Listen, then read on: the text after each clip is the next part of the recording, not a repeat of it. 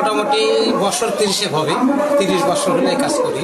এই বিয়ের অনুষ্ঠানে যাই, নামদারির অনুষ্ঠানে যাই, হ্যাঁ, আকিতের অনুষ্ঠানে যাই, যেখানে ডাকে সেখানে যাই। আজকে কোথায় আসছিলেন?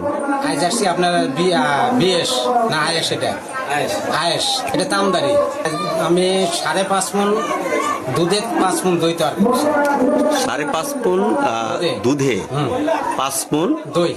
জিনিসটা তো আপনি যে 30 বছর ধরে যে বিভিন্ন অনুষ্ঠানে এই যান দই তৈরি করেন, জি, তো এই প্রথম শুরুটা আসলে কিভাবে হলো? শখে পড়ে করা নাকি না, কিভাবে শুরু হলো? আব্বা শিখেছে, আমি আব্বার কাছ থেকে শিখছি। আমার আব্বা কারিগর ছিল, তিনি আমাকে এটা শিখে গেছে। তখন তো শুরু নাকি? হ্যাঁ, তখন থেকে আমার এটা। এখন যে আপনার বাইরে যান, বিভিন্ন অনুষ্ঠানে যান, যাই। তাতে আপনার পারিশ্রমিক হিসাবে কিরকম নেন? এক সময় মানুষ টাকা দেয়, কেউ 2000, কেউ 3000, কেউ 4000, কেউ 5000। মানে অনুষ্ঠানের পরিমাণ বুঝে নাকি, দইয়ের পরিমাণ বুঝে? হ্যাঁ, টাকা দেয়। তো আপনার কেউ যদি বলে যে আমার অনুষ্ঠানে দই তৈরি করতে হবে, তখন আপনার প্রস্তুতি, তার প্রস্তুতি কি নিতে হবে?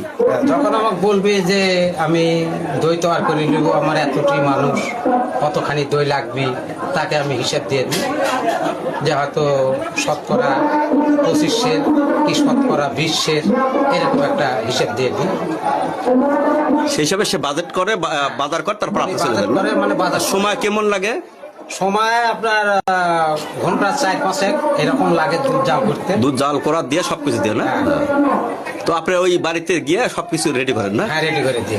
এই 1 কেজি দই তৈরি করতে, হ্যাঁ, তাতে কেমন পরিমাণ মানে দুধ লাগে?